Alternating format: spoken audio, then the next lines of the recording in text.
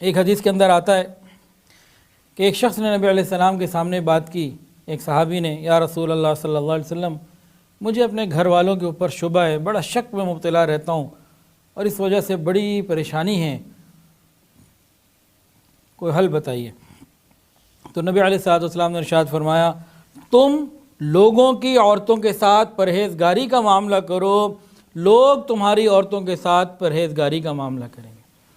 تم لوگوں کی عورتوں کے بارے میں پاک دامن رہو، لوگ تمہاری عورتوں کے بارے میں پاک دامن رہیں گے۔ آقا علیہ الصلوۃ والسلام نے ایک اصول بتا دیا کہ عدلے کا بدلہ ہوتا ہے۔ اگر ہم چاہتے ہیں کہ ہماری عورتیں پاک دامن رہیں، پھر ہمیں پاک دامن رہنا ہوگا، پھر ہمیں اپنے موبائل کا، انٹرنیٹ کا، تنہائیوں کا استعمال، اپنی زبان کا استعمال، اپنی محفلوں کا چناؤ پاک دامنی کو سامنے رکھتے ہوئے کرنا ہوگا۔ پس جو شخص دوسروں کی عزت برباد کرے گا، پھر دوسرے اس کی عزتوں کو برباد کریں گے۔ یہ قرض ہے، زنا ایک قرض ہے جو لیا جائے گا۔ امام شافعی رحمۃ اللہ علیہ فرماتے ہیں، پاک دامن رہو، تمہاری عورتیں پاک دامن رہیں گی، اور بچو اس سے جو مسلمان کی شان کے لائق ہی نہیں، یعنی زنا سے۔ پھر فرمایا، بے شک زنا قرض ہے، اگر تو نے یہ قرض لے لیا تو تیری ہی گھر والوں سے ادائیگی کروائی جائے گی، اور جان لے اس بات کو، جو زنا کرے گا اس سے زنا کیا جائے گا، اگرچہ اس کے گھر کی دیواروں سے کیا جائے۔ اے شخص اگر عقل مند ہے تو اس کو جان لے، سمجھ لے۔ تفسیر روح البیان، اس میں ایک واقعہ لکھا ہوا ہے کہ بخارا شہر میں ایک جولر کی دکان تھی، اور اس کی بیوی، وہ ایک اپنی زندگی گزار رہے تھے۔ ان کے گھر میں کوئی کام والا آتا تھا، جیسے پانی دینے والا یا سبزی والا، اس طرح سے کوئی آتا تھا، اور برسوں سے آ رہا تھا، 20-30 سال سے آ رہا تھا، گویا بچپن سے آ رہا تھا۔ ایک دن یہ جولر اپنی دکان بند کر کے جب گھر پہنچا تو دیکھا کہ سامنے بیوی بیٹھی ہے اور رو رہی ہے۔ میں نے پوچھا، بھی خیریت ہے، کیوں روتی ہو؟ اس نے کہا، بھئی اس طرح ہمارا یہ بندہ روز کوئی چیز لے کے آتا تھا، جیسے دودھ والا یا پانی والا۔ اس زمانے میں تو سقے بھی ہوتے تھے، پانی لاتے تھے، جیسے آج دودھ لے کر آتے ہیں۔ تو آج جب میں نے برتن یا چیز پکڑنے کے لیے ہاتھ بڑھایا تو اس نے میرے ہاتھ کو شہوت سے پکڑا اور دبایا۔ عورت محسوس کر لیتی ہے، نگاہوں کو بھی اور قدموں کو بھی اور انداز کو بھی۔ تو میں تو اس لیے پریشان ہوں اور رو رہی ہوں کہ اس کے اوپر اتنا اطمینان اور اعتماد تھا، اور برسوں کا ایک تعلق تھا، دنیا سے تو حیا اٹھ گئی، میں اس لیے رو رہی ہوں۔ جب بیوی سے یہ بات سنی، اب اس جیولر نے، سونار نے رونا شروع کر دیا، اب یہ رو رہا ہے۔ بیوی نے پوچھا، آپ کیوں روتے ہیں؟ اس نے کہا، بھئی بات اصل میں یہ ہے کہ آج میں دکان پہ بیٹھا ہوا تھا، کوئی عورت آئی تھی اور اس نے مجھ سے چوڑیاں لیں، پھر اس نے کہا، چوڑیاں مجھے پہنا بھی دو۔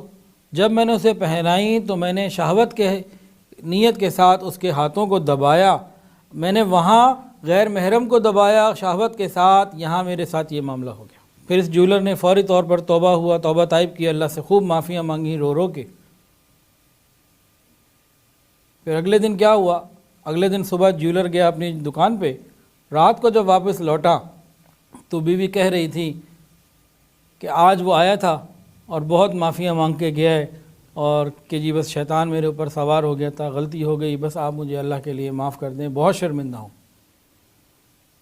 ادھر مرد نے غیر محرم کا ہاتھ دبایا، اس کے گھر میں ہاتھ دبایا گیا، ادھر مرد نے توبہ، سچی توبہ کی، ادھر سے غیروں نے توبہ کی۔ اسی طرح تفسیر روح المعانی میں بھی اس قسم کا ایک واقعہ ملتا جلتا موجود ہے۔ ایک وقت کے بادشاہ کے سامنے ایک عالم نے ذکر کیا یہی کہ یہ جو گناہ ہے نا، یہ قرض ہے، کسی نہ کسی سے لیا جاتا ہے۔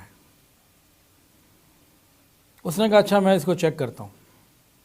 تو اس نے اپنی جوان العمر جو بیٹی تھی، شہزادی خوبصورت تھی، اس کو کہا، دیکھو عام عوام کے کپڑے پہنو، شہزادی والے نہیں، اور ذرا شہر کا پورا چکر لگا کے آؤ، اور ذرا چہرہ آج کھلا رکھنا، اور جو کچھ جہاں تمہارے ساتھ ہو اس کی پوری رپورٹ مجھے واپس آ کے دینا۔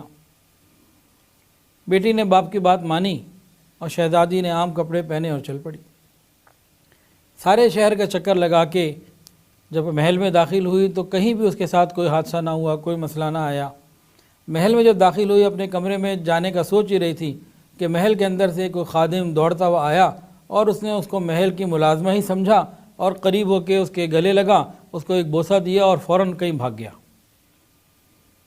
ابھی شہزادی اندر گئی، پھر اپنے باپ کو ملی اور پورا ماجرا سنایا کہ بھرے شہر میں کہیں کچھ نہ ہوا، کسی نے نگاہ بھی نہ اٹھا کے دیکھا، حالانکہ جوان العمر بھی تھی اور چہرے کو اس نے اس دن کھلا بھی رکھا تھا،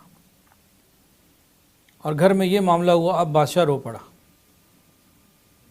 پھر بادشاہ نے ان عالم کو بتایا کہ یہ بات صحیح ہے، میں نے اس کا تجربہ کر لیا ہے کہ زندگی بھر میں نے نگاہوں کی حفاظت کی گھر سے باہر نکل کے۔ ہاں ایک مرتبہ مجھ سے ایک غلطی ضرور ہوئی تھی جس پہ میں نے سچے دل سے توبہ بھی نہیں کی تھی، بھول گیا تھا بلکہ کر کے، کہ ایک مرتبہ محل میں کوئی کنیز تھی تو اس کو میں نے گلے لگایا تھا اور ایک بوسہ دیا تھا، آج وہ میری اولاد کے ساتھ پورا ہو گیا معاملہ۔ تو یہ تو ایک قرض ہے۔ نبی علیہ السلام نے فرمایا تم پاک دامن رہو گے، دوسروں کی عورتوں سے محفوظ رہو گے، ان کو اپنے سے محفوظ رکھو گے، تمہاری عورتیں بھی محفوظ رہیں گی۔ تو عدلے کا بدلہ ہے، ٹیٹ فار ٹیٹ ہے، جیسی کرنی ویسی بھرنی۔ رہ گئی بات اگر کسی سے کوئی غلطی ہو چکی ہے تو اس کے لیے توبہ کا دروازہ کھلا ہے۔ انسان دنیا میں سچی پکی توبہ کرے، آئندہ نیکی تقوی کی پرہیزگاری کی زندگی گزارے تاکہ دنیا میں قصاص یعنی بدلے سے بچے اور آخرت میں عذاب سے بچے۔ پاک دامنی اللہ رب العزت کو اتنی پسند ہے کہ قیامت کے دن عرش کے علاوہ کوئی سایہ نہ ہوگا، نفسا نفسی کا عالم ہوگا، زمین تپ رہی ہوگی، سورج انتہائی قریب ہوگا۔ اس نفسا نفسی کے عالم میں کچھ خوش نصیب ایسے ہیں جنہیں اللہ اپنے عرش کا سایہ عطا فرمائیں گے، اور ان کے اندر ایک ایسا نوجوان بھی ہوگا، ایک ایسی نوجوان عورت بھی ہوگی، ایسا نوجوان مرد بھی ہوگا جن کو کسی نے گناہ کے لیے پکارا ہوگا، دعوت دی ہوگی، ان کو میسج آیا ہوگا، ٹویٹ آیا ہوگا، واٹس ایپ پہ میسج آیا ہوگا، ای میل آئی ہوگی، کال آئی ہوگی، ان کو کسی نہ کسی طریقے سے گناہ کی دعوت ملی ہوگی اور انہوں نے کہا ہوگا میں اللہ سے ڈرتا ہوں۔ ان خوش نصیب لوگوں کو، ان نوجوان لڑکوں اور لڑکیوں کو قیامت کی اس پریشانی کے عالم میں، غم کے اس دن میں اللہ رب العزت عافیت عطا فرمائیں گے، اپنے عرش کا سایہ عطا فرمائیں گے۔